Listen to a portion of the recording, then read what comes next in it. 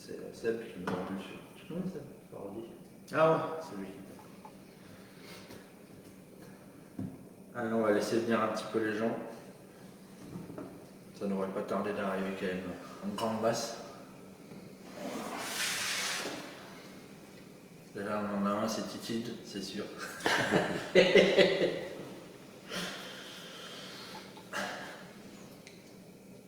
Après, ça va être surtout regardé plus tard dans la journée. Oui, après. Ouais. Encore, on est dimanche, les gens ne travaillent pas tous. Ouais, mais ça va être surtout dans la journée. Vous élèves tôt aussi. Ouais, Jérémy, il a dit 8h. On va driver. Donc, bonjour à tout le monde, donc bienvenue encore sur un direct du groupe Pétanque. Aujourd'hui, nous sommes à Mornaz, dans le Vaucluse. Chez notre ami Alexandre Mallet. Merci déjà, Alexandre, de nous recevoir. Merci à vous de vous être déplacés surtout. Donc, on va faire comme d'habitude, un petit interview en direct où les gens pourront interagir directement sur la vidéo. Comme on peut le voir, Guillaume Gessa déjà. Il a fait la coupe de cheveux, le Mallet. Oui. Comme le frère, la petite crête devant. Comme à l'époque, t'as vu. Et du coup, on va lui poser tout un tas de questions de pétanque et puis un petit peu de technique et de tactique aussi, parce que c'est intéressant d'avoir des joueurs de haut niveau quand même qui nous donnent un peu leur analyse. Et puis après, vous, les internautes, vous pouvez poser des questions aussi, ou Alexandre il vous répondra avec plaisir, ou non, c'est dans son libre choix. Et puis on parlera un petit peu de son club aussi, et puis de ses partenariats qu'il a avec ses sponsors. Et puis voilà, en tout cas, merci encore Alexandre de nous recevoir. Ce qu'on va faire, c'est que je vais te laisser faire une petite présentation de toi. Ouais. Déjà. Donc, je m'appelle Alex Mallet, j'ai 41 ans, j'habite à Mornas, je vis avec ma compagne, je peux dire même ma femme depuis 20 ans. J'ai une petite fille de 16 ans. Voilà. J'ai un frère qui joue aussi à la pétanque, qui est Greg Mallet. Qui est très adroit en plus. Ouais, qui est très adroit. Très gentil aussi. On a passé des bons moments. Ouais. Je te confirme, quand je l'ai rencontré, on a passé des bons moments. Oui, j'en doute pas. Et du coup, que dire de plus, j'ai attaqué la pétanque dans le Gard un peu sur le tard parce que j'avais 18 ans, après avoir arrêté ma carrière de footballeur, enfin une carrière si on peut dire, parce que j'étais dans un centre de formation à Alès. Et donc, je vivais que pour le foot, quoi, en fait. J'essayais de faire carrière là-dedans, et puis je me suis fait opérer des deux poumons, et c'est ce qui m'a poussé à arrêter, pardon. Et c'est là que j'ai commencé à jouer par accident à la pétanque. Et voilà, j'ai continué, donc j'ai commencé dans le Gard, après j'ai changé de département, j'ai suivi mon ami presque comme un frère, Christophe Dupeyre. Et je suis venu dans le Vaucluse, on a fait pas mal de saisons ensemble, parce que bon, vous le verrez au cours de l'interview, moi je suis quelqu'un d'assez fidèle, même dans mes partenaires, je ne m'écarte pas trop, j'essaie de chercher la stabilité, que ce soit dans les clubs ou dans les partenaires. Ce qui fait la force aussi d'une équipe. Ouais, aussi, mais bon, après, j'aime bien ça, quoi, voilà, j'aime bien être stable dans ce que je fais, autant dans la vie que dans la pétanque. Et voilà, j'essaie de suivre cette logique, et du coup, après, j'ai eu l'opportunité par Michael Rosati de rejoindre un des plus grands clubs de France qui est les Canuts. Ouais. Qui tu es maintenant, donc on ça. va faire un petit peu, on va pas tout faire d'un coup, parce que sinon... C'est pas le patron. Non mais sinon... C'est un petit résumé, après on s'étalera un peu plus. Voilà, très bien. Donc du coup, tu l'as dit, tu avais une autre passion, le foot, est-ce que tu en as d'autres? Le bricolage. Bricolage. Voilà, comme je peux vous le dire quand vous êtes arrivé, je bricole beaucoup chez moi. C'est vraiment un plaisir d'arriver à créer quelque chose de mon environnement intérieur et extérieur et d'être fier de dire que c'est moi qui l'ai fait, quoi, voilà. Ah ben là tu peux. Voilà. Très bien, du très bon travail. Très très bien. Du coup, ce qu'on va faire, on va parler directement un petit peu de ton club, Lyon des Canuts. Tu vas nous présenter un petit peu et après on fera en détail vis-à-vis du questionnaire.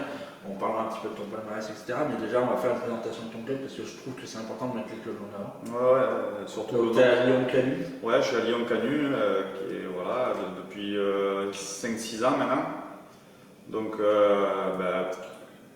ne vais pas dire que c'est le plus grand club de France, parce qu'il y en a d'autres, mais je pense qu'on est dans on est dans les 3-4 meilleurs clubs de France, parce qu'il y avait Oléron, mais il y en a pas mal qui ont été chez nous. Mais au-delà, pas des résultats, mais de comment le club est structuré et comment il voit les choses, je pense il est un peu en avance sur certains autres clubs, quoi.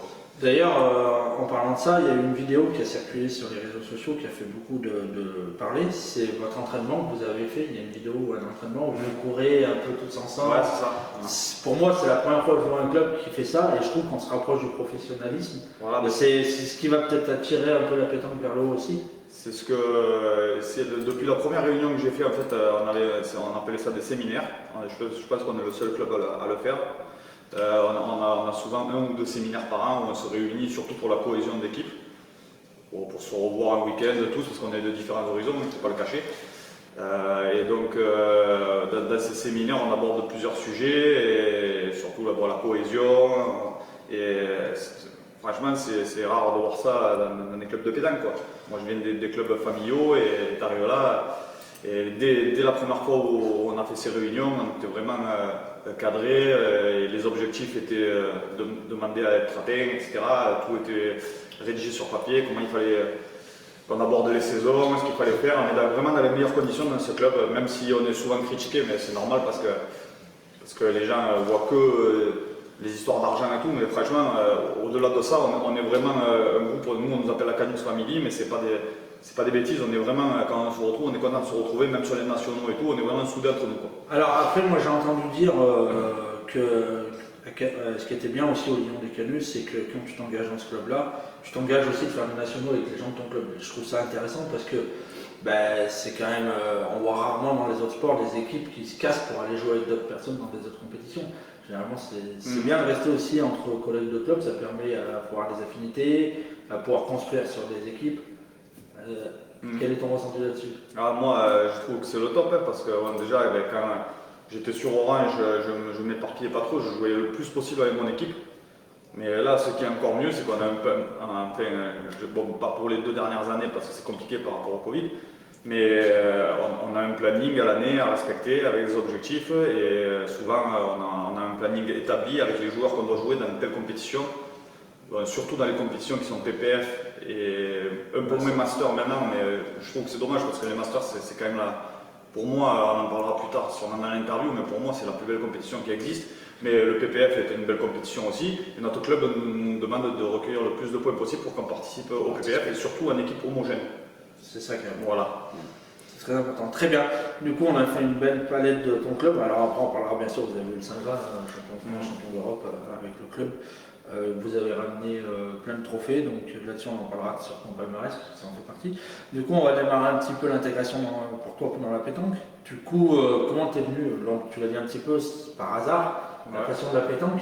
Mais est-ce que avant tu jouais un petit peu déjà avec ta famille, avec tes collègues dans des petits concours, comme on dit tous, des concours ouverts à tous?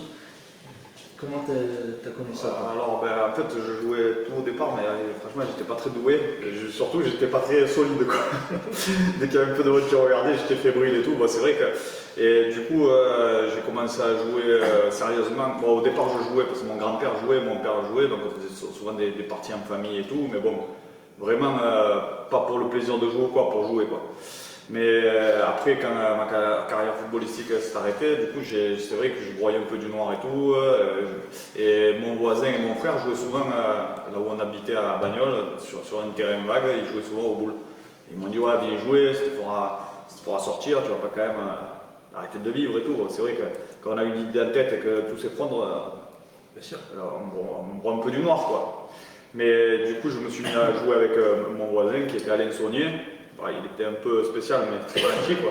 Et du coup, on a commencé à faire des concours ensemble. À l'époque, c'est là où il y avait beaucoup de concours de deuxième catégorie.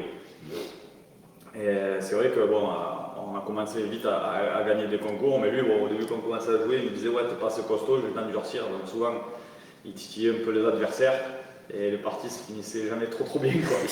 Alors moi, j'ai une petite question, justement, parce que tu dis que tu as été dans un centre de formation de foot, donc tu avais une certaine pression. Comment tu faisais pour arriver à gérer cette pression sur le foot? Et quand tu arrives dans les concours, comme tu dis qu'il y avait un peu de monde, tu y arrivais un peu moins? Je sais pas, c'était pas le même contexte. Déjà, au foot, je savais ce que je valais, à la pétanque, je savais pas ce que je valais du tout, quoi. Donc, quand déjà tu doutes de tes compétences, c'est là que, en fait, que ce soit la pétanque ou n'importe quel autre sport, c'est quand le doute s'installe que que ça incide sur nos performances. Donc moi à l'époque je ne jouais pas à la pétanque, et quand je jouais à la pétanque j'étais pas forcément à l'aise.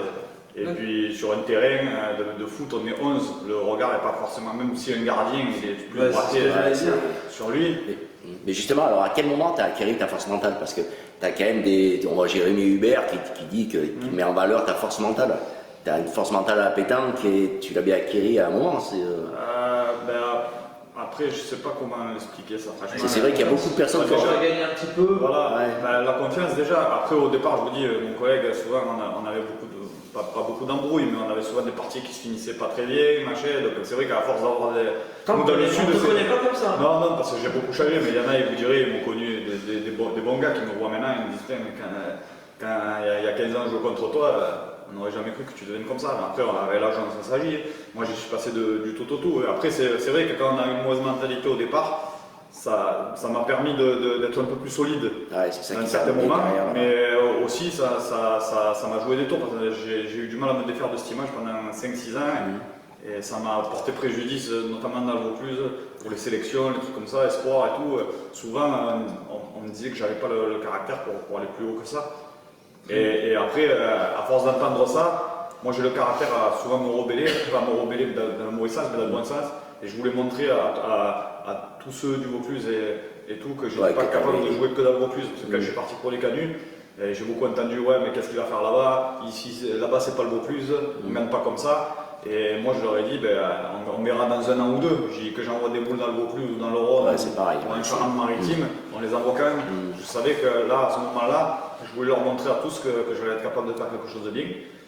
Et je suis arrivé dès la première année, je pense, parce qu'on a été champion du Rhône dès la première année avec Rosati et Guillaume Gessa. D'ailleurs, il y a Guillaume qui me demande comment tu as fait pour réussir à jouer avec Rosati aussi longtemps. Non, mais c'est bien parce qu'avec Mika, d'abord c'est un super mec et je le remercie parce que c'est lui qui m'a amené au Canut. Je suis saisi la chance, c'est sûr, après parce que c'est pas le tout d'aller au Canut, il faut arriver à faire ses preuves après.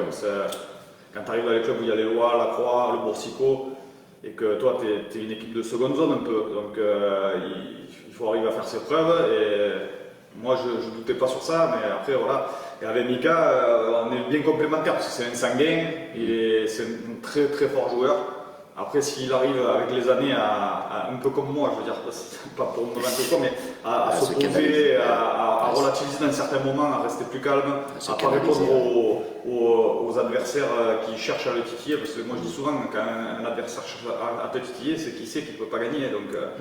Donc il faut arriver à se mettre ça dans la tête et calmer le jeu et arriver à rester la tête froide. Avec Mika, c'était bien parce qu'on était moi qui est très calme et tout maintenant, et lui qui est un peu explosif, donc j'essayais de le gérer. Alors après, quand je jouais avec Guillaume et lui, des fois c'était un peu compliqué parce qu'ils se chopaient tous les deux. Moi j'étais au milieu, je faisais un peu le ménage, mais on a quand même fait des bons résultats. Et franchement, des fois je revois des photos où on est tous les trois. Ça me rappelle de bons souvenirs parce que je suis désolé que Mika soit parti des Canuts parce que je pense qu'on jouera encore ensemble. Très bien. Du coup, on va revenir un petit peu sur les questions. Ta première licence, tu l'as eue à quel âge? Première licence, ma toute première, je l'ai eue, j'étais junior, mais en fait je ne faisais pas les championnats. Je faisais que l'été quand je ne jouais pas au ballon. Je faisais des maîtres joueurs dans ce club, mais bon, vraiment, je faisais quoi, 3-4 parties une fois de temps en temps. Quoi. Il y a Guillaume Gessa qui réagit à ce que tu as dit tout à l'heure. Il va épier tout ce que je dis, lui, c'est sûr. Et d'ailleurs, il y a Rania qui dit bravo capitaine pour la tenue. Merci. Ouais, non, mais après, et je m'excuse Rania pour la photo. En fait, j'ai pris la première qui venait pour faire le montage, donc c'est ma faute. Je suis désolé. Elle le sait que je joue. Pour ça, je joue tout le temps le jeu. C'est pas le problème. Du coup, tu n'as pas fait l'école de pétanque? Non, je n'ai pas fait d'école de pétanque, donc je commençais en junior, j'avais une licence, mais elle ne servait pratiquement à rien, comme je te disais. Et après, j'ai commencé à jouer en senior, quand ma carrière de footballeur s'est arrêtée. Donc j'ai commencé à jouer un peu avec ce gars qui était Alain Saunier, on a commencé à gagner des concours. Et puis dès mon premier championnat, en fait, on s'est qualifié pour les championnats de France. On a perdu une demi-finale du championnat du Gard, qui était à l'époque très relevé, parce qu'il y avait des brillants, peut-être que tu ne connais pas tous les joueurs, mais brillants, Desjardins, Costa. Costa qui est sur Valence maintenant, Costa qui a été champion de France vétéran, les Rochon, etc. Tous qui ont été plusieurs fois champions de France. Stevenard, Crouzet, et c'était dur de se qualifier. Dès la première année, je me suis qualifié pour mon premier championnat, on se qualifiait pour un triplette à la Roche-Royaux en 98. Parfait, l'année des champions du monde au foot. C'est ça. C'est une année exceptionnelle.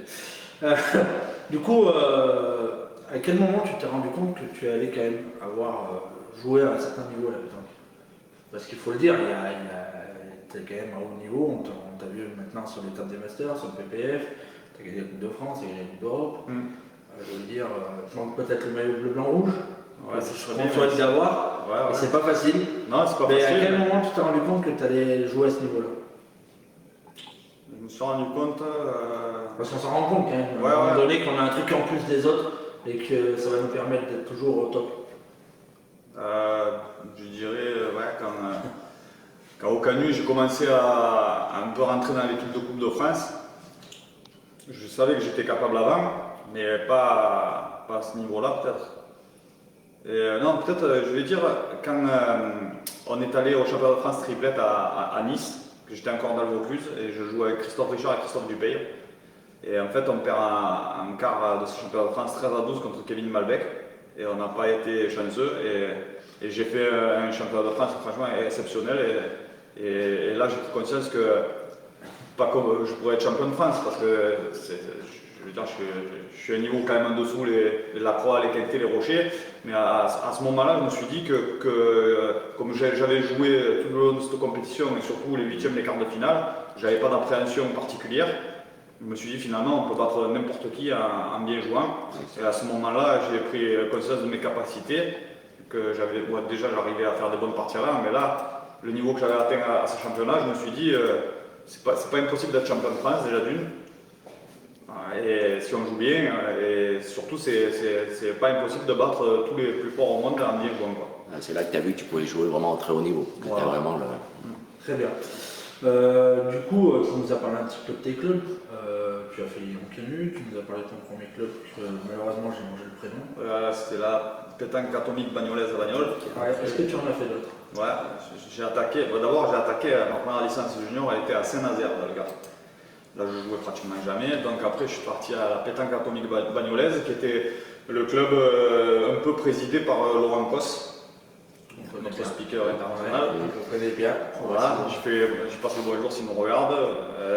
Voilà. Et après, je suis parti au Pétanqueur du Posterlon, qui était un peu le club, pas rival, mais l'autre club de la ville de Bagnoles. Donc là, je suis resté pendant 7-8 ans. Et après, je suis parti dans un petit club dans le Gard qui s'appelle la Boule Pujolaise, parce que notre club s'arrêtait, parce que comme il dépendait d'un bar, le bar avait fermé. D'accord. Je suis resté un an là-bas, et après, mon copain Christophe Dupeyre, avec qui j'ai joué au départ et on avait gagné le national dans notre ville à Bagnoles, on s'entendait super bien. J'avais gagné mon premier national avec lui. Et du coup, il se plaisait pas trop dans le Gard, il m'avait rejoint une année parce qu'il était vauclusien. 2 années même, et du coup j'ai fini par le suivre dans le Vaucluse et je suis allé au club que préside entre guillemets, elle est vice-présidente mais elle gère beaucoup de choses dans ce club, ma belle-mère à la Boule Atomique d'Orange, et je suis resté jusqu'à mon départ il y a 5 ans et 4 ans. Que cette année ils ont fait un bon coup sur le marchand avec le parent Frédéric Guillemot. C'est ça. Henri Perrol. On leur passe le bonjour. Il y a Samuel Linda qui demande est-ce que tu t'entraînes en ce moment ou tu attends la reprise des compétitions? Alors, en ce moment, ouais, je m'entraîne un peu. En fait, chez un ami qui a un petit boulodrome couvert à côté de chez moi, à une dizaine de kilomètres. Et il a récupéré un moulin et tout. Et du coup, il a aménagé l'intérieur et il a 2 jeux intérieurs. Et tous les samedis, dimanches, en général, je vais envoyer, on est une dizaine, on fait des doublettes, des triplettes.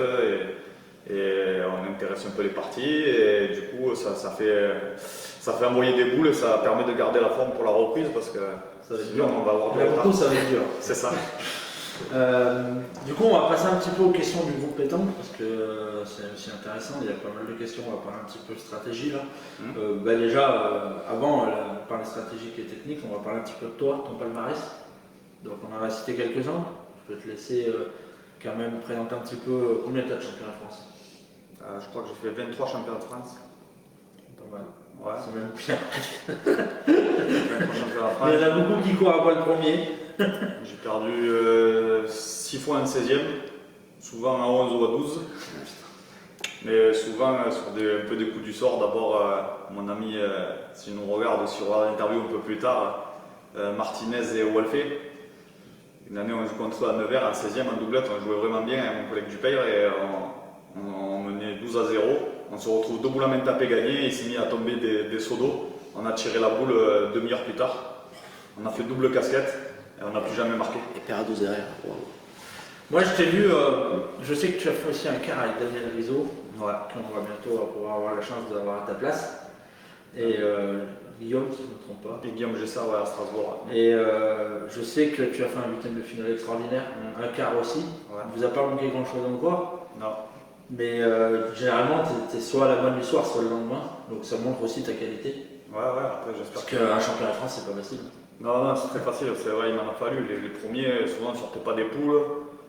Puis, à mon avis, je me focalisais un peu trop sur ce que disaient les gens dans le Vaucluse. Quand on allait au championnat de France, c'est vrai qu'on faisait 2-3 championnats de France par an avec mon collègue Christophe, que ce soit en mixte, en tête-à-tête, quoi. Et souvent, quand on allait au championnat de France, on ne sortait pas des poules, on perdait après les poules. Ou des fois, on arrivait en 16e, mais ça, les gens ne le voyaient pas. Ils croyaient que c'est un concours de fête, le championnat de France. Mais il faut des années. Il y en a qui arrivent à gagner de suite, bon, c'est comme ça.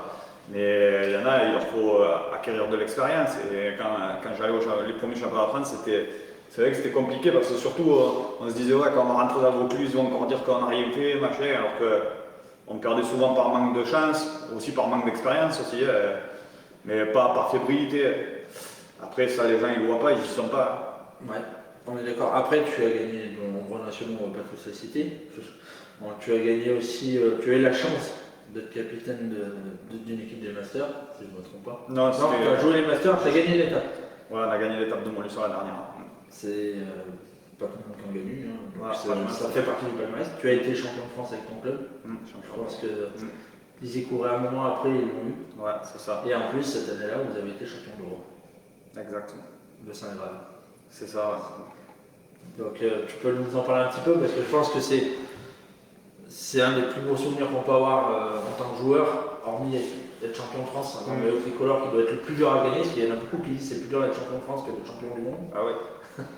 Et tu peux quand même nous parler un petit peu de ce moment-là, parce que ça doit être magique quand même de gagner. En plus, c'est pas comme si tu étais remplaçant dans l'équipe, tu es quand même un titulaire, tu joues avec Mouna BJ les 3 quarts du temps mixte, qui ne doit pas être facile, parce que tirer devant Mouna, ça ne doit pas être facile. Il faut quand même avoir des bonnes qualités, je pense que ça doit être. Avec Mouna, on s'entend super bien. Maintenant, on se connaît par cœur. D'ailleurs, on va faire le championnat mixte cette année ensemble. Après, bon, on gagne, on perd, mais je sais qu'on a les qualités pour gagner. Après, voilà, Mouna, elle est nickel. C'est une bonne partenaire. Bon, après, voilà, il y a les championnes du monde. Elle a gagné des titres masculins dans son pays, tête-à-tête masculin dans son pays et tout, c'est pas évident. Mais quand je joue avec elle, j'ai pas de pression particulière, au contraire, c'est moi souvent qui la drive et tout, et on a trouvé une bonne complémentarité. Après, parler de la Coupe de France, c'était exceptionnel, on a fait un parcours exceptionnel depuis le début. On a eu des tours difficiles, on n'a pas eu trop de tours difficiles, sauf au final de zone. Finale de zone, on a un tirage assez compliqué, on prend Villeneuve, ceux qui avaient perdu en finale l'année d'avant. On réussit à gagner sans faire les triplettes. Et le lendemain, on a un peu souffert contre l'équipe de Brou, l'équipe d'Édé Poiré, Cyril Laurent, sa femme et tout. Et on gagne sur le dernier triplette, alors que moi j'avais été un peu en dessous sur cette rencontre, parce que je sortais d'une mauvaise grippe. Et j'avais fait un bon démarrage de saison, j'avais fait les 3 premiers nationaux, j'avais gagné Martigues, perdu en demi-finale à 7 et perdu en finale à Agde. Donc j'avais fait les 3 premiers nationaux et un beau démarrage, j'étais en pleine confiance et tout. Et j'ai eu une mauvaise grippe pendant 2-3 semaines, ça m'a vraiment amoindri. Donc le premier jour, je ne l'ai pas trop ressenti. Mais le lendemain, j'étais vraiment en mes formes. Je demandais même à Rania de me sortir. Mais elle m'a fait confiance jusqu'au bout. Elle m'a laissé dans le dernier triplet mixte avec Tyson et Mouna. Et là, j'ai fait une partie pleine alors que j'avais fait un tête-à-tête et un doublet désastreux.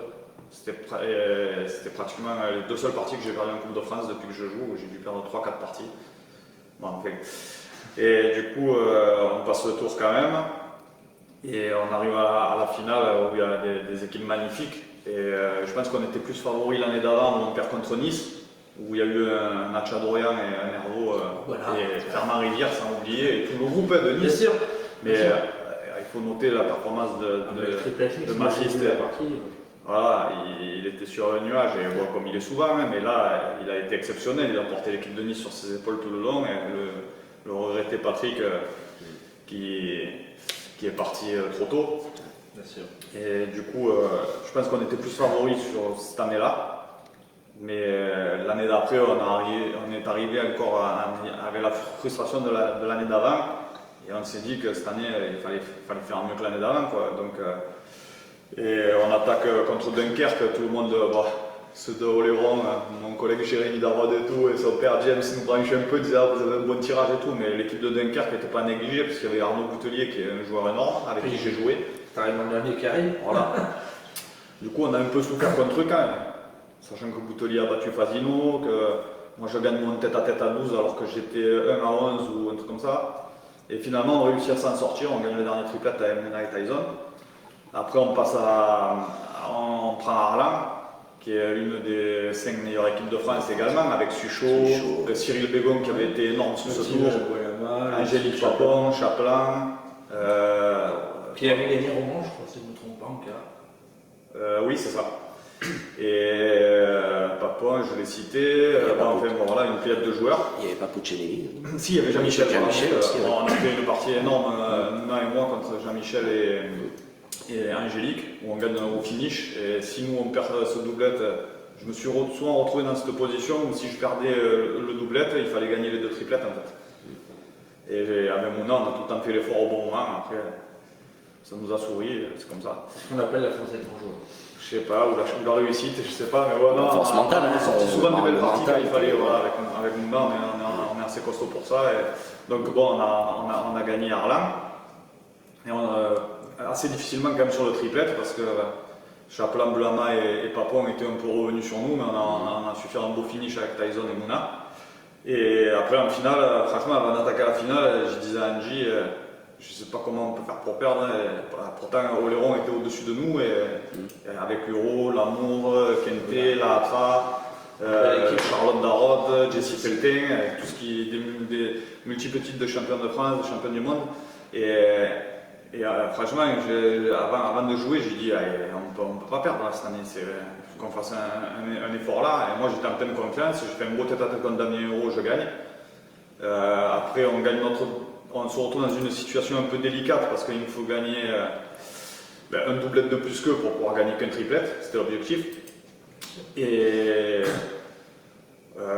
notre coach décide un peu de changer les parties, ça ne plaît pas. Forcément à Christian Fasino, et qui dit qu'on aurait dû jouer d'une autre manière. Et voilà, après moi dans ma tête, j'ai même dit au coach, si nous on perd notre doublette, je pense qu'on a perdu la Coupe de France parce que les 2 autres parties, ça avait jeté un petit froid ce que Christian avait dit en fait.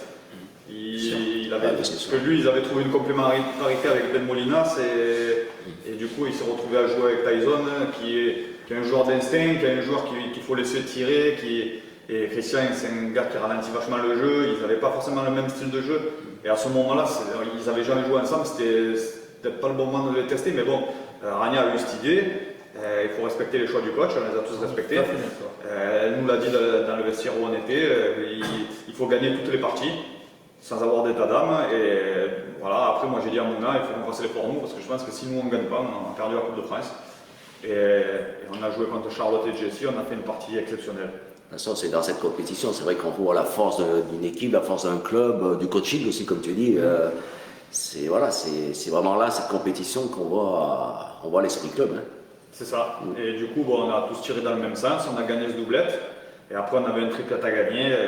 Et là, nous, on menait sur un jeu, mais Vigo nous a fait beaucoup de bien en rentrant, par son calme et son expérience. Et avec Ben, ils arrivent à faire des choses exceptionnelles parce que quand ils sont ensemble, c'est une équipe exceptionnelle. Moi, j'ai eu la chance de gagner 3-4 nationaux avec eux. Et vraiment, quand ils jouent ensemble, ils ont une complémentarité impressionnante, quoi. Donc, et ils ont fait l'effort. Ben, Vigo et Fasino, ils nous ont donné cette Coupe de France. Et on était tous fiers de ramener la Coupe de France, surtout pour notre président Patrick Duvary et pour notre coach Rania Quadri et pour tous ceux qui nous suivaient depuis le début. Et c'était un super souvenir. Après, depuis que j'étais au Canu, notre président nous disait moi je veux être champion d'Europe pour être reconnu hors des limites de la France. Mais on lui expliquait que pour être champion d'Europe, il fallait être champion de France. C'est pas chose aisée. Donc je pense que la pression était plus forte à la Coupe d'Europe, même si c'était un poil plus facile à gagner. Parce que c'était l'objectif du club de gagner la Coupe d'Europe. Mais cette Coupe d'Europe, tu la joueras pas toutes les années, c'est pas toutes les années où on sera champion de France. C'est ça. Donc quand on était là-bas, les autres ils pensaient pas forcément. Mais moi, en tant que capitaine, je me disais il faut qu'on gagne cette année absolument, c'est un objectif. Et on a répondu présent, tous les joueurs, et on a fait un championnat d'Europe exceptionnel encore, et on a réussi à être champion d'Europe. Et j'étais super content pour mon président qui s'investit beaucoup pour nous. Je veux dire, à l'heure actuelle, il n'y a pas beaucoup de présidents qui s'investissent. Alors voilà, il faut remercier le club et tous ceux qui. C'est important. C'est important. Du coup, on va venir un petit peu sur la partie un petit peu plus technique. Déjà, quel boule tu joues? Diamètre, poids, marque, si tu veux citer. Alors, je joue avec des taureaux, je suis sponsorisé par eux. D'ailleurs, je suis très content, c'est des très bonnes boules. C'est pas pour leur envoyer des fleurs, mais moi, elles me conviennent très bien. Donc, je passe le bonjour à Claudie et Patrick s'ils me regardent. D'ailleurs, je t'ai vu l'année dernière avec Patrick à Nyons, au mois de janvier, tu avais fait un concours. Oui, souvent on joue avec Patrick, on n'est pas que. Comment dire. Voilà, on se connaît depuis des années. Avant qu'il monte Taureau, c'était déjà un ami. Je joue avec lui souvent à Millau, avec lui et Morillon et tout. Donc, c'est vraiment un ami, quoi. Et je joue avec des taureaux, 71, 6,80. Et j'aime bien quand c'est bien strié. Donc je joue avec les balles de tennis qui ont un joli design. Très bien. Ta formation préférée, tête à tête, doublette ou triplette? Moi, à partir du moment où je joue à la pétanque, j'aime toutes les formations. Après, le championnat de France triplette, c'est la plus belle compétition à gagner. Mais le doublette, c'est un jeu qui me convient un peu mieux parce que c'est un jeu à la fois offensif et voilà. Je peux occuper les deux postes et tout. Je pense que vous avez gagné une triplette très offensive, on va en parler après dans les équipes. Je pense que même le triplette, t'aimes bien être offensif. Non, moi j'ai pas un jeu très offensif en fait. Je joue pas. C'est pour ça d'ailleurs que la première fois que je jouais avec Christian Fasino en National de Man et Kevin Malbec, la 2 ou 3e main, je crois, j'ai une anecdote. L'équipe ils ne font pas passer. D'abord c'était le petit Jordan Scholl, c'était une bonne partie. Ils étaient avec l'équipe de France junior, je crois. Et du coup, ils ne font pas passer la première, et Kevin il me dit qu'il faut tirer sur une boule à 70 ou 80. Quoi. Là, je me rends, je me dis, tiens, quand même à 10h du matin, on peut en pointer encore une, non? Et Christian il me dit, ouais, on va bien s'entendre, on a la même vision du jeu. Je dis, moi je ne tire pas partout. C'est vrai que Christian, c'est quelqu'un qui est très posé et il ne part pas à l'abordage pour un rien. Très bien. Il faut qu'il joue tireur, c'est son poste, elle dit ta coach.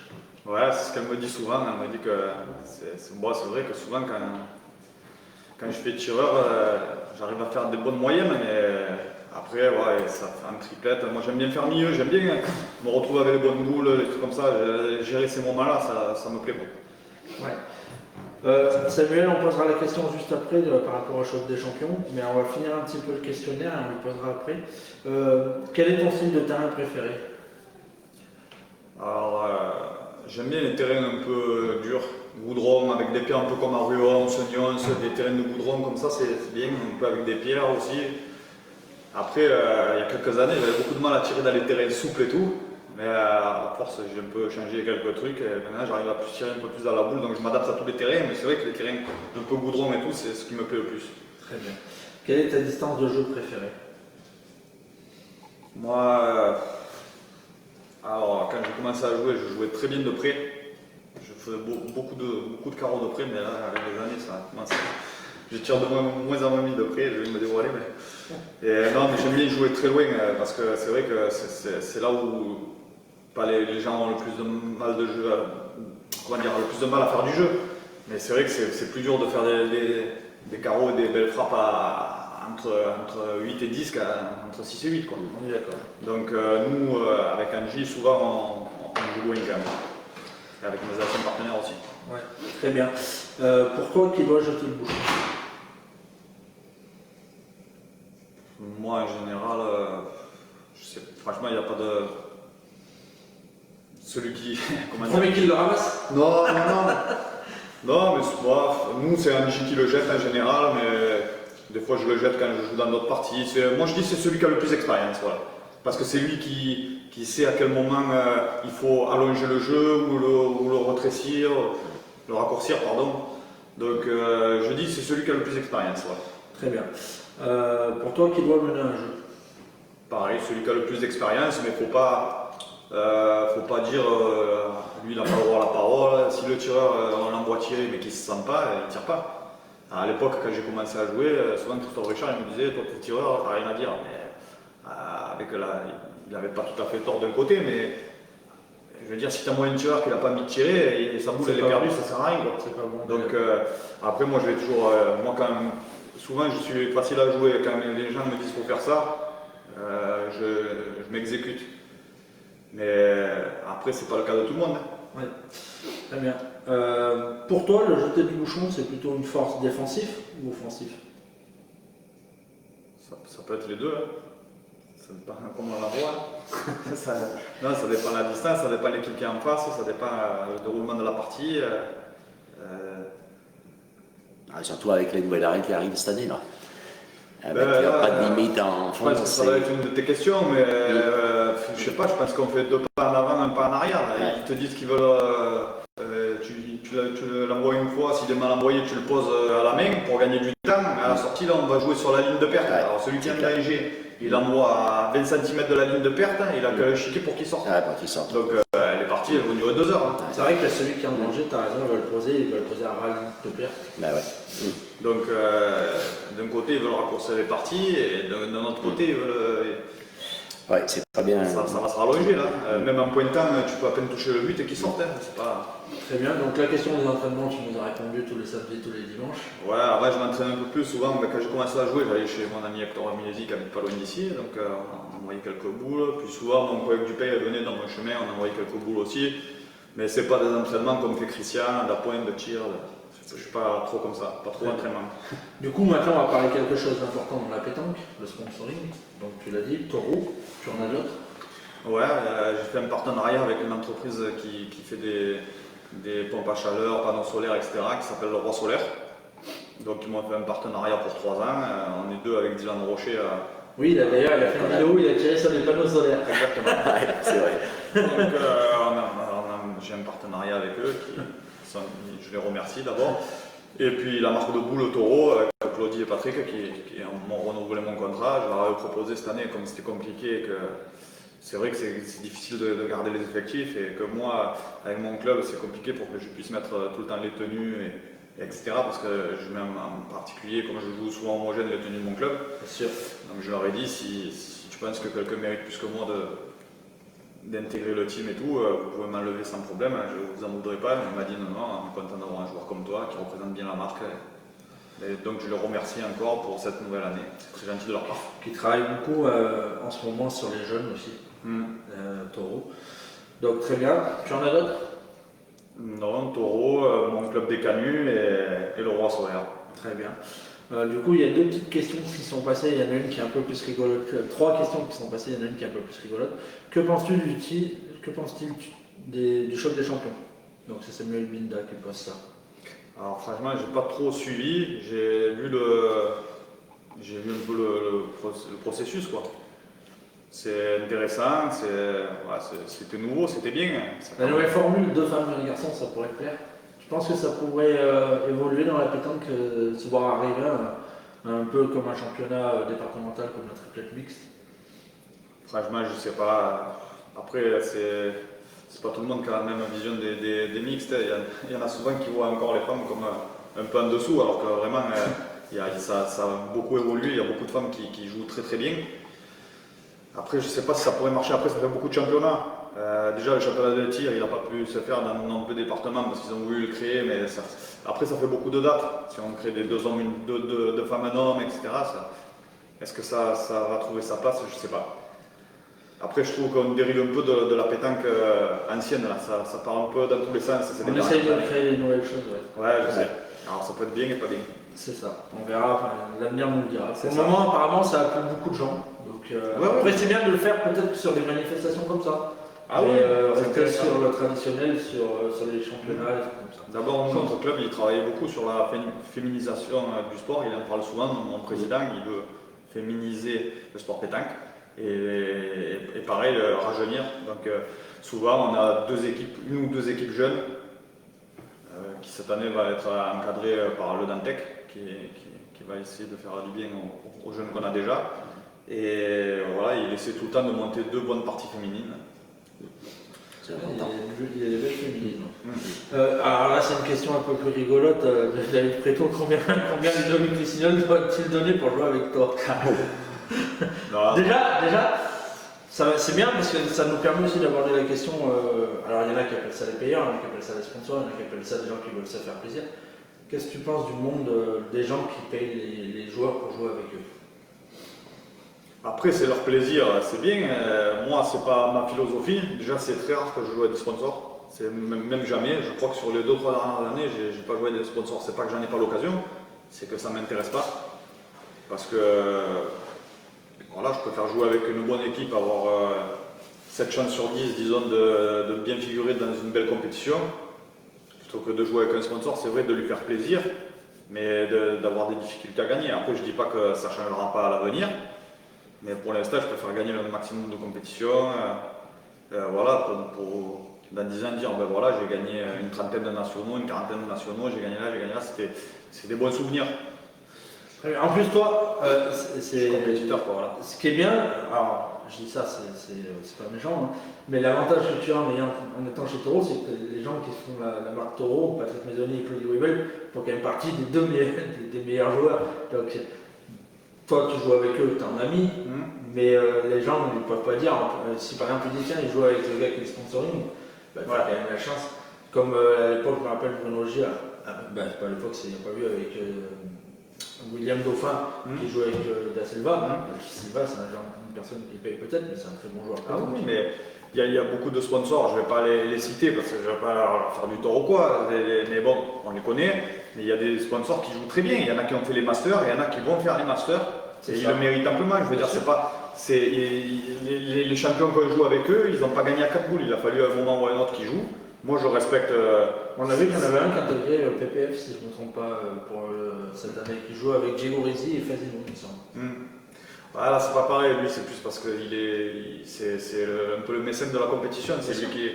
Mais c'est pas. Après, longtemps. Non, mais il n'y a pas à avoir honte. Moi, déjà, quand je lis pas trop les réseaux sociaux parce qu'après, sinon, je me prendrais souvent la tête.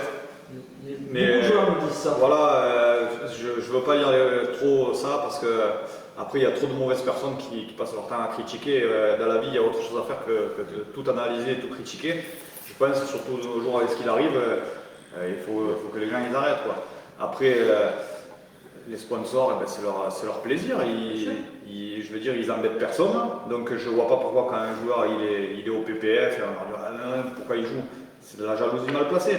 Vous voulez y aller au PPF, ou vous payez, ou vous jouez bien, et c'est terminé. On est d'accord. Voilà, le gars, il paye ses joueurs, toute l'année, ça écoute ce que ça écoute, c'est son plaisir de faire le PPF, il fait le PPF, voilà, après il gagne, il perd.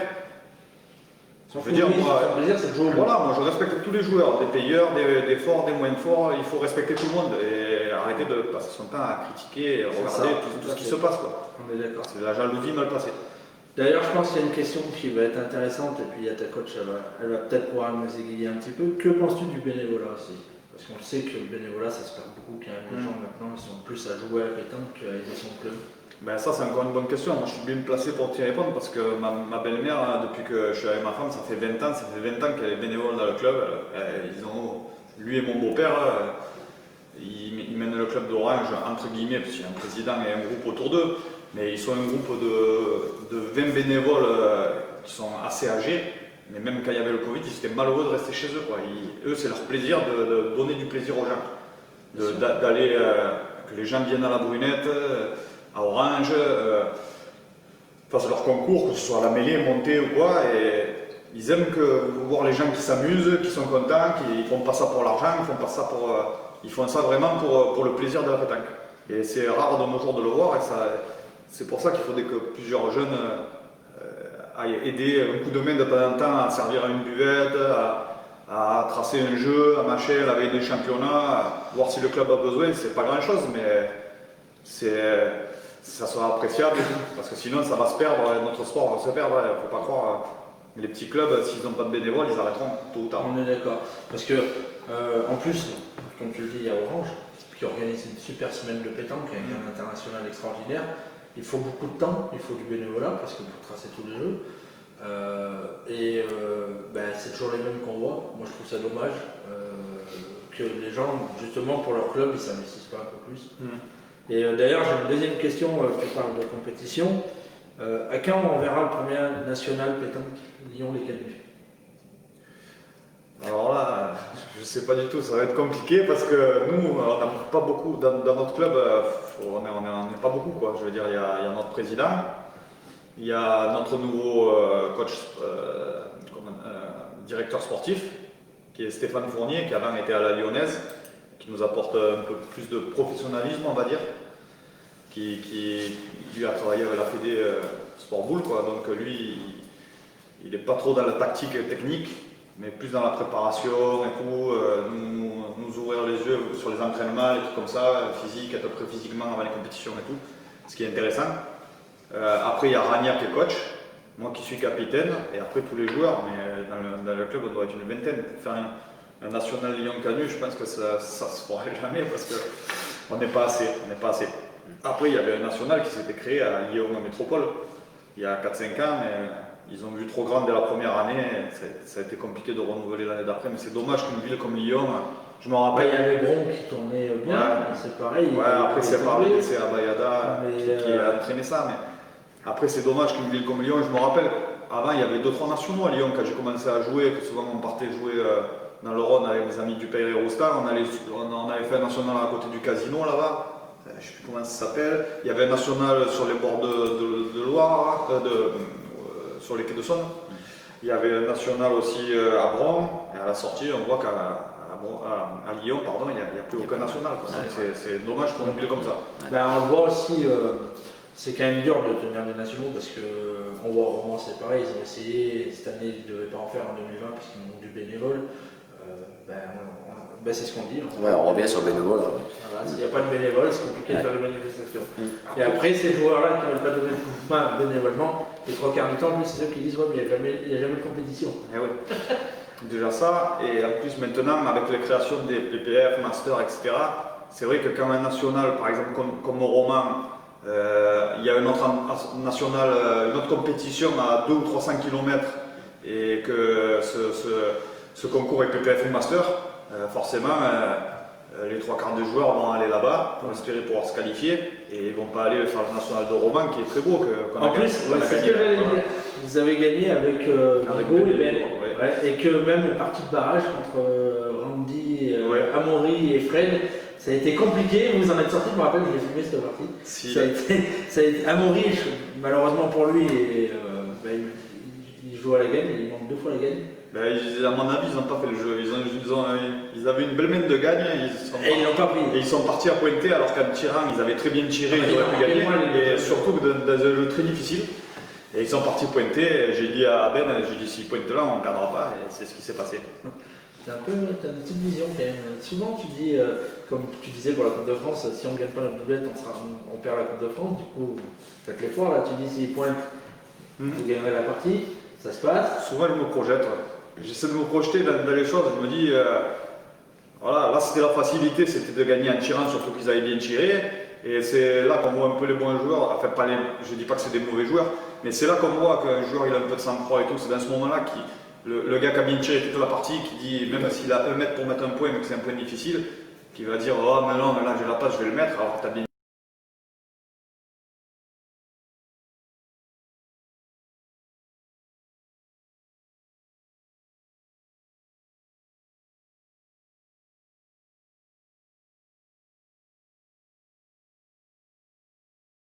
Peut-être se refroidir. C'est ce qui fait peut-être un peu la différence entre les bons joueurs et les grands joueurs et les joueurs d'une classe un peu en dessous. Oui, aussi, mais après voilà. Il y a David qui intervient, qui dit si, avant on vient dans le concours. Oui, ça fait pas partie. Voilà, mais c'est vrai que c'est un peu, pour nous, c'est un peu. Oui, c'est Lyon. Oui, c'est vrai qu'il y a Bois-en-Velin. qui est un très bon international. Oui, très bon international. Je l'ai fait deux fois, mais après ça tombe souvent en même temps que Nice, et Nice, j'allais un peu là-bas. Très bien, on va parler un petit peu de tes goûts dans la pétanque. Donc première question, ce que tu aimes dans la pétanque? Moi, ce que j'adore dans la pétanque, ça va peut-être vous surprendre, mais c'est le fait de faire des rencontres. Moi j'aime bien aller sur un terrain de boule, après ça ne plaît pas tout le temps à mes partenaires, parce que moi je suis quelqu'un que vous avez pu le voir tout le temps, je parle beaucoup, mais j'adore ça quoi. J'adore rencontrer des gens de tout horizon, de toutes classes différentes, des forts, des moins forts, des pas forts du tout, et discuter avec eux, de savoir ce qu'ils font dans la vie, machin, ce qui les intéresse. Et moi j'adore faire des rencontres et discuter avec les gens. D'ailleurs, moi je me rappelle, après nos partenaires ils ont fait beaucoup pour qu'on se rencontre, c'était à Gap en 2017 ou 2016. Tu avais gagné le national tête à tête et tu avais fait demi du triplet le Ouais, c'est ça. Moi c'est là où je t'avais rencontré la première fois, je jouais avec Jérôme et Bruno. Ouais. Et toi tu jouais avec Stéphane Durand qui dormait avec nous et Daniel Rizzo. C'est ça, exactement. Je me rappelle, c'est vrai que c'est là où j'ai dit tiens, c'est quand même une personne super sympa. On avait bien discuté un petit peu parce qu'on avait passé un peu le week-end ensemble, mais c'était bien sympa. Et je le dis, et je l'ai toujours dit, que moi, Alexandre Mallet, je trouvais que c'était une personne, hors là du joueur, une personnalité super en dehors des terrains, qui se prend jamais la tête, qui prend la tête à personne, qui respecte notre sport, qui respecte ses adversaires, ses collègues, et c'était ça qui était bien dans la pétanque. Ouais, après, moi je ne me force pas à faire ça, c'est ma nature qui est comme ça, et j'aime bien discuter avec tout le monde, que ce soit dans la vie, ou sur les terrains de pétanque, ou même au travail et tout. Souvent au travail, moi je fais un travail posté, c'est pour donner un exemple, sortir un peu du contexte de la pétanque. Et le travail posté, c'est on se relève les uns les autres, tout le monde fait que se critiquer, que machin. Mais moi, tout le temps, en plus je bossais avec un collègue à moi, on faisait que rigoler et tout. Et les gens, ceux qui travaillent avec moi, ça leur met les nerfs. Si vous voyez que nous, on va travailler, on est de bonne humeur, et eux, tout le temps, ils se prennent la tête. Et les gars, j'ai déjà le travail, ça c'est pénible comme ça, il faut tout le temps se prendre la tête. Mais là, c'est pareil. À quoi ça sert d'aller à la pétanque pour se prendre la tête? Après, on n'est pas tout le temps de bonne humeur. Je dis pas que je suis insane, ça m'arrive des fois de moins bien jouer dans une partie, de pas jamais insulter, manquer de respect aux gens, mais de marmonner un peu, de dire ah quoi, là si on n'avait pas fait ça, si ça se passait autrement, peut-être que machin, mais sans jamais manquer de respect aux adversaires. Très bien. Avec qui tu aimes jouer à la pétanque? Avant, j'adorais jouer surtout avec mes amis. Maintenant, après, avec mon club, c'est un peu différent. Je joue avec des joueurs de tout horizon et tout, mais j'aime bien jouer avec tout le monde. Et c'est vrai que gagner entre amis, ça a une saveur particulière. D'abord, jusqu'à maintenant, j'ai monté que mes parties de championnat, c'était qu'avec des amis et des gens que j'appréciais. Que ce soit Angie et Jérémy. Jérémy, c'est un gars que j'adore. Angie, je le connais depuis 20 ans. Il est critiqué de tous, mais moi, je sais vraiment ce qu'il vaut humainement. Je sais que moi, c'est un bon collègue, même un ami. Donc si je joue avec lui, c'est pas un hasard. Après Rosati, j'ai ça, c'est deux super potes, c'est comme des frères. Pareil pour Dupeyre et Roustin, et toutes les parties que j'ai montées jusqu'à maintenant, c'était par amitié quoi. Justement, là, tu as parlé de Jérémy Hubert, parce qu'on a fait son interview il y a 2-3 mois. Jérémy, il a parlé de toi. Est-ce que tu peux nous parler un peu de lui? C'est un gars, il est très, très calme, très introverti. Il va pas trop vers les autres. On est un peu, c'est un peu pareil que Rosati, on a des caractères opposés, mais qui s'attirent quoi. Je pense qu'on est complémentaires et qu'on arrivera à faire de bonnes choses. Après, depuis que je dois jouer avec lui, il y a ce Covid qui est arrivé, donc je me dis c'est pas possible, on n'y arrivera jamais. Parce qu'en fait, l'histoire a commencé il y a quelques années où quand Rizzo est venu, on devait jouer les championnats avec Jérémy à l'époque. Notre coach qui était Jean-Claude Cornier, voulait le récupérer et on devait faire les championnats doublette. Mais Daniel avait dit, moi si je viens, je fais le doublette et le triplette avec toi. Donc on n'avait pas pu jouer avec Jérémy à l'époque, mais j'ai dit c'est que partie remise. Et ça s'est fait 2 ans plus tard quoi. Sauf que depuis, il y a le Covid. Jérémy, c'est un joueur très très complet, que ce soit au point meneur de partie, c'est vraiment un super joueur. Il a une force mentale aussi qui est très. Je pense qu'on va arriver à avancer tous les deux avec Angie et progresser. Puis j'ai joué avec le petit Gino Delis aussi, qui était un bon jeune. C'était un collègue, et son père Louis, qui est un bon ami maintenant. C'est vraiment une super famille, les Délissaires, au-delà de ce que les gens disent. Moi, je peux te dire que c'est une super famille. Quand tu les connais vraiment, je leur passe le bonjour et j'ai pas regretté d'avoir joué avec ce jeune. Là, il est parti en Corse et tout, je lui souhaite le meilleur. Très bien. D'ailleurs, tiens, dans tes goûts, on va en parler un petit peu. Guillaume Gessac qui nous demandait si tu peux nous parler un peu de ta future reconversion pour la Rafa. Pour la Rafa Volo. Alors ça, on en a rigolé un moment parce que c'est vrai que notre président est président de la fédération de Rafa Volo. C'est un sport qui se joue sur la moquette avec des boules un peu ovales. C'est vrai que au début, quand il nous en parlait tout le temps à table, il avait les yeux qui brillaient, donc ça me faisait rire la façon dont il nous disait ça. Et c'est pour ça qu'il se moque un peu là. Mais en attendant, le dernier séminaire qu'on a fait dans l'Ardèche, on est allé sur les terrains de Rafa Volo qu'a créé notre président. C'est un site exceptionnel, franchement. C'est vers un peu sur la gauche d'Aubenas, je ne me rappelle plus le bled. En tout cas, c'était super sympa. Et l'équipe de France de Rafa Volo qui a été montée par notre président Patrick Dubarry, parce qu'il est aussi président de cette fédération et de ce club de Rafa Volo. Il a monté ses terrains là-bas et on a fait une initiation à ça et c'était vraiment très sympa. Très bien, très bien. Je vais couper un petit peu, d'ailleurs tu parlais de Christophe, là il te met, je sais pas si tu as vu le commentaire qui te met Christophe. Avec Alex, si on joue au jeu 90 et qu'il faut aller au jeu 10, on met 1 heure tellement il parle à tout le monde sur les jeux. Tu confirmes? Alors quand je joue avec moi, quand je joue avec Dudu, parce que je l'appelle Dudu, quand je joue avec Dudu, avec Charlie de fou, quand je joue à l'autre bout du boulodrome, déjà, il m'a arrêté pour embrasser 200 types. Tous alors ça va, machin, qu'est-ce que t'as fait là-bas? Et moi, tu me mets une pièce, t'es mort. J'arrivais sur le jeu, et la première main, tu peux y aller, je manquais double. Alors là, ils m'ont regardé, ils voulaient me tuer. Je dis, mais là, t'as pas assez discuté, là, t'aurais pu t'arrêter avec moi là-bas aussi. Et là, je me faisais assaisonner tout le temps. Et maintenant, ça a changé, maintenant, j'essaie d'arriver sur le. Jérémy Garonès qui n'intéresse rien. On va lui péter les foot. Qui a signé au Camus, si je ne me trompe pas. Ouais, on va faire le double. La famille, là. Très bien. Maintenant, ce que tu n'aimes pas dans la pétanque, c'est quoi? Alors moi, j'aime pas les gens qui veulent gagner à la pétanque déjà par tous les moyens. Ça, c'est en finissant. Bon, après, le gars qui veut gagner en faisant un peu de coups de vis, de machin, dans le jeu, ça va, mais gagner en parlant, en menaçant les adversaires, ça, c'est un truc que je ne supporte pas. Moi, je dis que ce soit dans tous les sports, on gagne, mais on ne gagne pas par tous les moyens, comme au foot, il y a de la triche. Et quand tu joues à petit niveau, moi j'étais entraîneur, donc les types ils te lèvent leur jeu pour qu'ils y sont pas, des trucs comme ça, je supporte pas la triche, les tricheurs et gagner par tous les moyens, ça c'est pas. Mais après, c'est comme ça, ça changera jamais, la pétanque c'est comme ça. Comme tu le dis, même au foot on voit à bas niveau, donc c'est pas que dans la pétanque. Non, c'est dans tout, même dans la vie, il y en a de l'homme qui trichent, qui volent, c'est comme ça, après on ne peut pas changer la nature des gens. Mais j'aimerais qu'un jour ça évolue. Et c'est pour ça que les compétitions comme les Masters et tout, c'est nickel parce que c'est tout cadré, c'est que des, entre guillemets, des gentlemen, donc je veux dire que c'est le top. Très bien. Pour toi, le règlement est-il correct? Sinon, que changerais-tu? Alors en plus, il y a des nouvelles règles qui sont tombées. On en a parlé un petit peu, ouais. Mais pour toi, que changerais-tu sur le règlement? C'est difficile, les jeux cadrés, avant c'était bien quand tu jouais sur des. Mais bon, après il te faut de la place. Maintenant, dans les championnats, tu as 300 équipes, tu ne peux pas avoir des terrains vagues. C'est ça. Mais bon, déjà, qu'il y ait un règlement unanime à tous les départements. Ça commence à se faire, parce que déjà les championnats sont tous à la même date. Ça, c'est bien ça. Mais j'ai vu des trucs, des fois, c'est la première année que je suis arrivé dans le Rhône, on fait le tête à tête, on arrive sur un machin, ils te tracent 3 grands carrés de 50 mètres par 50 mètres, et ils te disent, allez, vous jouez dans le carré A, le carré B, donc il n'y a pas de ligne de perte, pas de jeu tracé.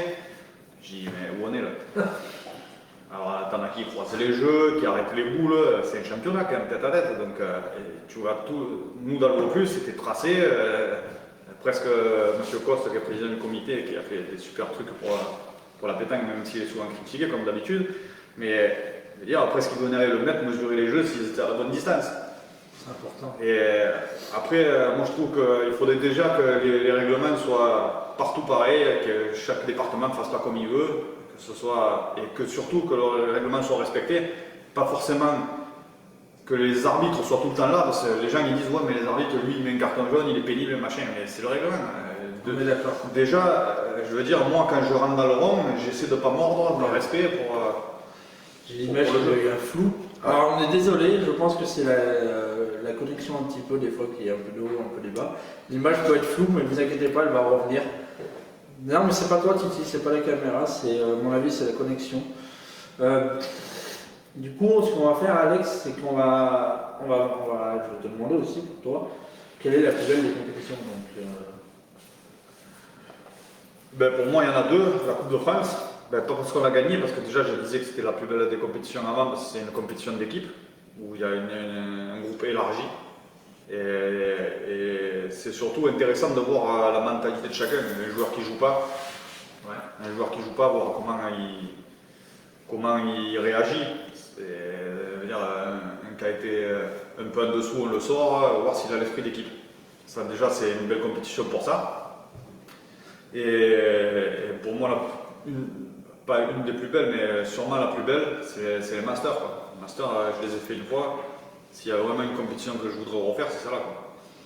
Ouais, c'est vrai que ce qui est bien à la compétition du Master, c'est que c'est sur plusieurs étapes. Tu as la possibilité de faire une finale, dans plusieurs villes différentes, plusieurs styles de terrain, plusieurs organisations. Et en plus, bah, tu joues jamais la même étape avec la même équipe. C'est ça. Donc tu as un lot de 4. Mais ce qui est bien, c'est qu'un coup tu peux jouer avec 3, 2, la fois d'après tu joues avec 2 autres, la fois d'après c'est toi qui es remplaçant, malheureusement. Ça arrive. Non, mais moi j'aurais aimé même qu'on passe à la finale, j'aurais laissé jouer Mathieu, Julien et Damien volontiers. Mais bon, c'est mes premiers masters, c'était pas évident. Je dis pas que c'était une pression, mais c'est un peu spécial, mais franchement, j'ai adoré le contexte. Au quarterback, je l'ai dit dans d'autres interviews, ils nous mettent dans des conditions optimales. Tu sais à quelle heure il faut que tu arrives, tu sais quelle tenue il faut mettre pour le gentleman le lendemain, tu sais où est ton hôtel, il n'y a pas de surprise. C'est tout cadré, tout carré. Voilà, il n'y a rien à dire. Bon, pour moi, le master, c'est le top. C'est ce qu'il faut aussi, c'est ce qui fera progresser aussi la pétanque. Et c'est bien parce qu'ils commencent à le faire dans les championnats aussi, c'est les tenues homogènes pour tout le monde, que ce soit le haut, le bas, parce que c'était un peu n'importe quoi. Il y en avait, ils arrivaient en survêt, il y en avait, ils arrivaient en jean, il y en avait, ils arrivaient en short, il y en avait, ils arrivaient pas les mêmes maillots. On ne peut pas tolérer ça dans des championnats. Non, c'est sûr. Non, mais là, ça va se faire et tout. Après, le règlement d'être tous pareils dans les nationaux, je pense qu'il est un peu stupide parce que, après, je ne veux pas critiquer la Fédé ou quoi, mais nous, on n'a pas, je veux dire, les canuts, on n'a pas ce problème-là. On a 3-4 tenues différentes chaque année. On sait qu'on va arriver avec la même tenue, que ce soit le haut, le bas. Mais des joueurs qui jouent jamais, j'ai des collègues chez qui je vais jouer, mon collègue là, Philippe Bénivet, que je passe le bonjour, chez qui je vais jouer tous les samedis dimanches. Eux, admettons qu'ils vont faire un championnat, pas un championnat, mais un national avec un collègue à eux différent. Ils vont devoir acheter une tenue complète pour faire un national. C'est n'importe quoi. Avant, c'était très bien comme c'était. En 8e, tu t'es habillé pareil. Ouais. Je pense qu'avant les 8e, ça ne sert pas grand-chose. C'est vrai que moi, je suis d'accord avec toi. On va aussi, en faisant ça, on va aussi enlever ceux qui ne jouent pas beaucoup, qui vont dire moi, je ne vais pas m'acheter une tenue pour. Exactement. Alors, le haut, c'est pas pareil parce que tu vas en magasin, 3 t-shirts, tu vas acheter 3, mais le bas. Alors qu'ils ne soient pas un en jean, un short en survêt, pour moi tous les 3 en survêt, tous les 3 en short. Ouais, ça c'est sûr. Que ce soit exactement les mêmes couleurs, exactement les mêmes logos, les machins, c'est chaud. Je pense qu'un type qui va aller faire le national de Montélimar, quand tu lui dis, tu l'appelles la veille et tu dis oh, ben, notre collègue il a eu un empêchement, est-ce que tu veux nous faire le 3e? Ouais, mais par contre il faut que tu achètes un t-shirt à Decathlon le même que nous. Là tu vas dire c'est bon, je ne viens pas. Et on perd du monde, on perd des équipes dans les concours pour ça. C'est tout à fait ça. J'ai l'image, elle n'arrive pas à revenir. Non, ça ne revient pas. Je sais pas. C'est impressionnant parce que tout à l'heure elle a été fou un petit peu. C'est parti, je sais pas. Je sais pas pourquoi. Je suis désolé, j'arrive pas à la remettre. En plus, moi je peux rien faire. Alors, ce que je vous propose, c'est que je coupe. Comme ça permettra aussi, tu m'as dit, de mettre ta deuxième tenue. Et on revient dans 30 secondes, comme ça on relancera l'interview avec. Il nous reste une dizaine de questions. Ouais, voilà, donc on vous dit à tout de suite. On fera une deuxième partie.